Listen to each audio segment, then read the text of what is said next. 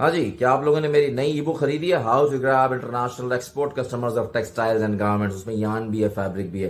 देखो, मुझे बहुत से लोग कहते हैं सर हमें एक्सपोर्ट की पार्टियां दें, एक्सपोर्ट के कस्टमर दें। भाई, हम अब एक्सपोर्ट के कस्टमर पार्टियां किसी को नहीं देते यार। वो पकड़ कोई पाता नहीं है, सच्ची बात है।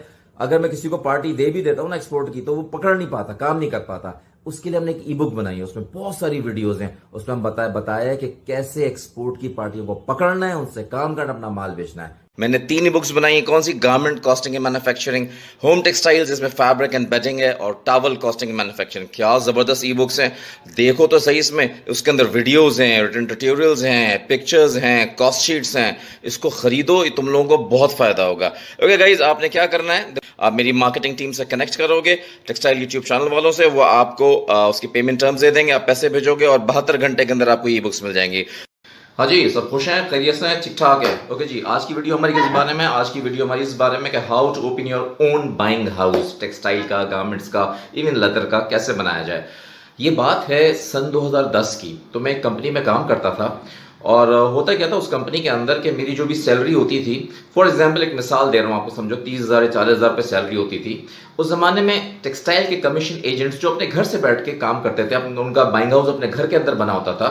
वो हमें कस्टमर्स के ऑर्डर ला के देते थे। एक आध दो बार उन्होंने कभी इनलाइन इंस्पेक्शन कर ली, एक आध बार फाइनल इंस्पेक्शन कर ली, और उसके बाद वो जब उनका कमीशन का जो चेक बनता था, उसकी इनवॉइस में मैं साइन करता था। यार, मेरी सैलरी से 3 गुना ज्यादा, 3 टाइम्स, 3 गुना ज्यादा जो है उनका सिर्फ कमीशन का चेक होता था। तो मेरे जहन में बार बार आता था यार कि हम इतनी मेहनत करते हैं, सुबह उठते हैं, ऑफिस जाते हैं, पसीना बहाते हैं रात को, इसके बाद हमें जो सैलरी मिलती है वो उनकी 1/3 मिलती है, 1/3। वाई? क्यों? तो 2010 में मैंने हिम्मत करके रिजाइन कर दिया। ठीक है ना, कंपनी बड़ी अच्छी थी, और रिजाइन करके वही हुआ, पार्टियां ढूंढी अल्हम्दुलिल्लाह। अच्छा, वो पार्टियां नहीं ढूंढी जो उस कंपनी की थी, हाँ, ना ना ना ना, नई पार्टीज ढूंढी मैंने। बड़े आराम से। पार्टी मिलना बहुत बच्चों का खेल है यार, कोई मसला ही नहीं है। खैर, एक अच्छी पार्टी मुझे मिली। अगर मैं गलत नहीं हूं तो वेनेजुएला की मेरे पास पार्टी आई थी ना, और उसका वही तौलिए का ऑर्डर था, और 2-3 कंटेनर का ऑर्डर था मेरे पास।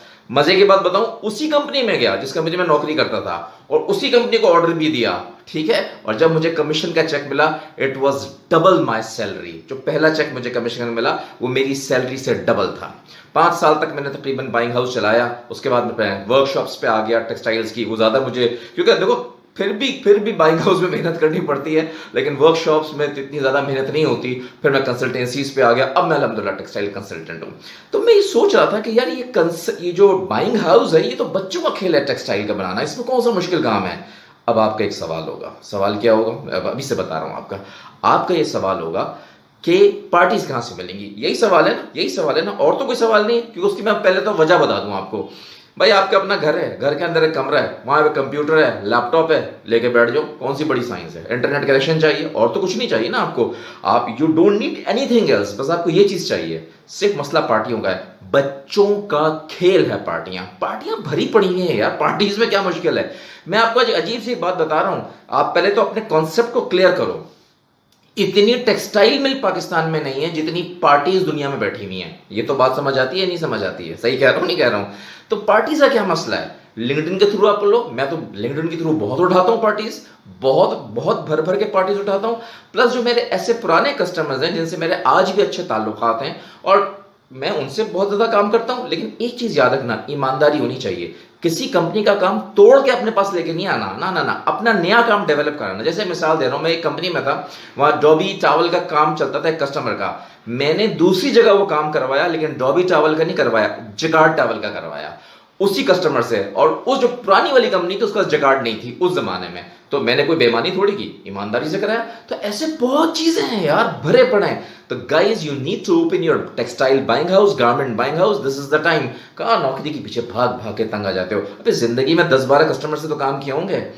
मैं उन कस्टमर्स को अप्रोच करो, उनको छोड़ो यार, नए कस्टमर्स हैं भरे पड़े में। कस्टमर्स इज अ पीनट, बच्चों का खेल है।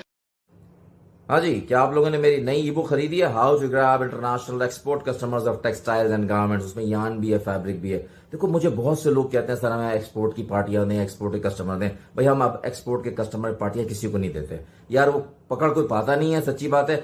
अगर मैं किसी को पार्टी दे भी देता हूँ ना एक्सपोर्ट की, तो वो पकड़ नहीं पाता, काम नहीं कर पाता। उसके लिए हमने एक ई बुक बनाई है, उसमें बहुत सारी वीडियोस हैं। उसमें हम बताया है कि कैसे एक्सपोर्ट की पार्टियों को पकड़ना है, उनसे काम करना, अपना माल बेचना है।